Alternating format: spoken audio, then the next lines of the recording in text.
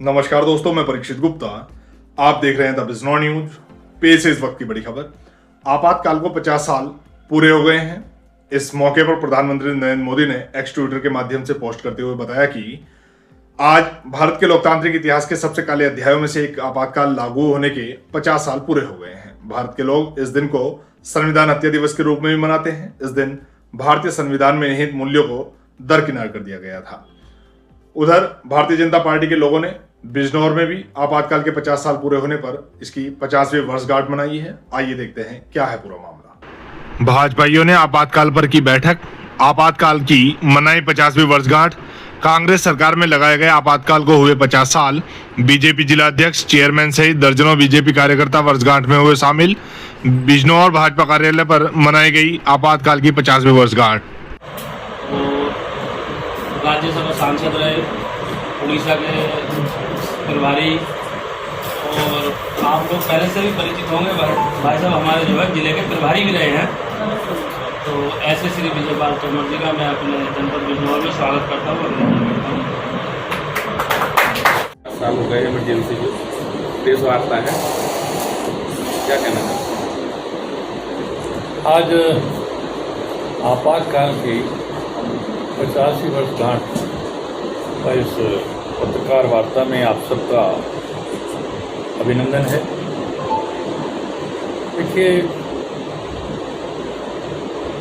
आपातकाल लगा तो उसके पीछे पृष्ठभूमि थी,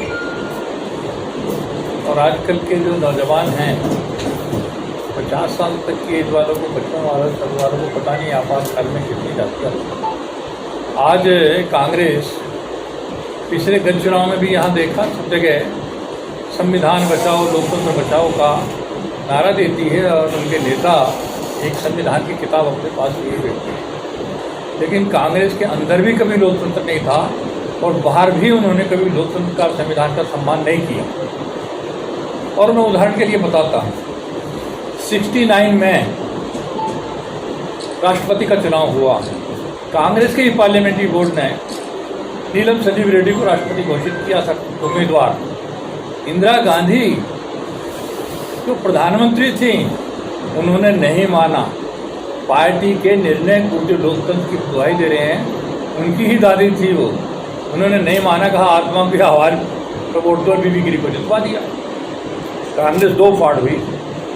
मोरारजी देसाई एसके पार्टी नेतृत्व पार्टी अध्यक्ष थे, ये अलग गए, इन्होंने अलग बना ली इंदिरा कांग्रेस। और इन्होंने 71 में प्रीवी पर्स खत्म करा, ये राष्ट्रीयकरण करा, गरीबों को कह दिया सबको, लोगों को लगा आपको पैसा मिल जाएगा, नारा दिया गरीबी हटाओ देश बचाओ। टाइम से पहले चुनाव करा दिया, इनकी मेजोरिटी आ गई, लोगों ने समझा सच्ची कह रही होंगी, शायद उन्होंने रोक रखा था जो कांग्रेस के बड़े नेता थे। लेकिन 3 साल के अंदर हालत ऐसी खराब हुई।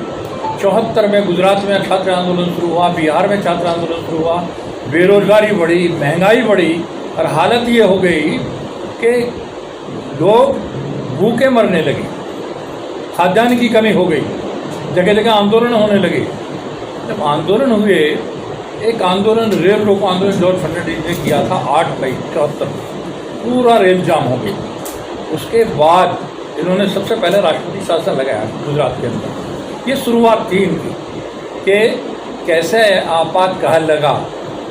और राष्ट्रपति शासन के बाद इन्होंने जो चुनाव हुआ था 71 का इनका लोकसभा का, तो राजनारायण जी इनके सामने प्रत्याशी थे, समाजवादी नेता थे। उन्होंने याचिका दायर की कि चुनाव में सत्ता का भी दुरुपयोग किया गया है, अनियमितताएं भी की गई हैं, धन का भी दुरुपयोग किया गया, आचार संहिता का खुला उल्लंघन हुआ है। उसकी सुनवाई हाईकोर्ट में हुई।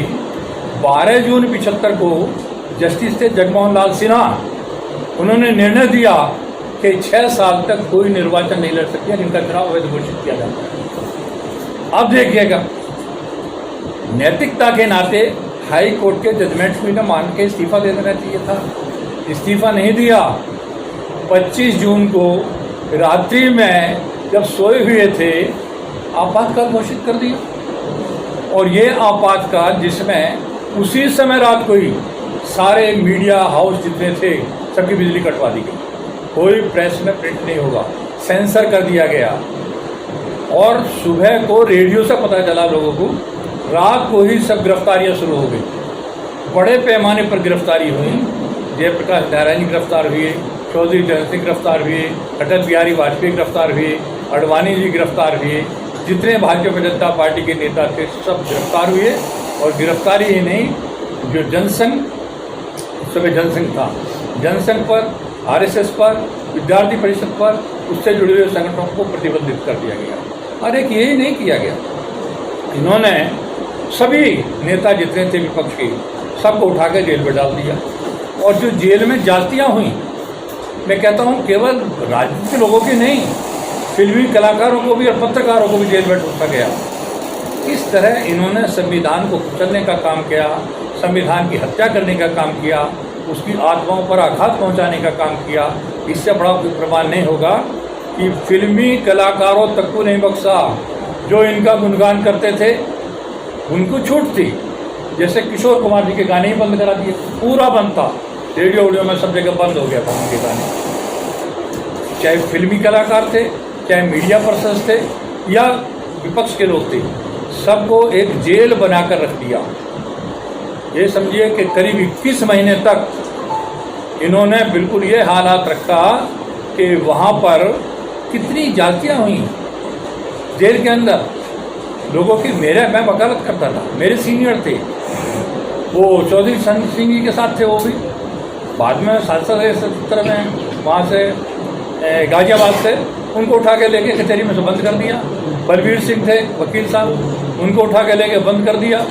तो जिस तरह का उन्होंने माहौल बनाया, लोगों को जेल में, बड़े बड़े नेताओं को बिजली उपलब्ध नहीं होती थी, उनको कोठरी में ऐसा रखा जाता था जैसे कि लाल कोठरी हो, उनको दवाइयाँ नहीं मिलती थी। बहुत लोग बीमारी से करीब 1.5 लाख के करीब बंद करे इन्होंने। पूरे देश को जेल खाना बना कर रख दिया, लोगों के नाखून खिंचवा लिए, तुर्कमान गेट पर बुलडोजर चला दिया गया, लोगों ने विरोध किया तो सैकड़ों लोगों को हत्या कर दी गई। और यही नहीं, संविधान में 3 संशोधन किए। एक संशोधन में तो ये कर दिया, प्रधानमंत्री और उससे उच्च पदों के लोगों के खिलाफ कोई भी न्याय प्रक्रिया नहीं चल सकती, न्यायालय को अधिकार ही नहीं होगा, कोई जज जमानत नहीं दे सकता था। और यही नहीं कि साहब वो न्याय प्रक्रिया, यहाँ तक कहा, एक केस था वहाँ के जबलपुर के एडीएम ने वर्सेस शिवकांत शुक्ल, उसमें कांग्रेस का ये तर्क था कि यदि आपातकाल में किसी की हत्या कर दी जाए उसकी भी न्यायिक कार्रवाई उस पर भी नहीं होगी, उसमें भी कोई कार्रवाई नहीं। इस तरह के संविधान का मजाक बनाने का काम इन्होंने किया।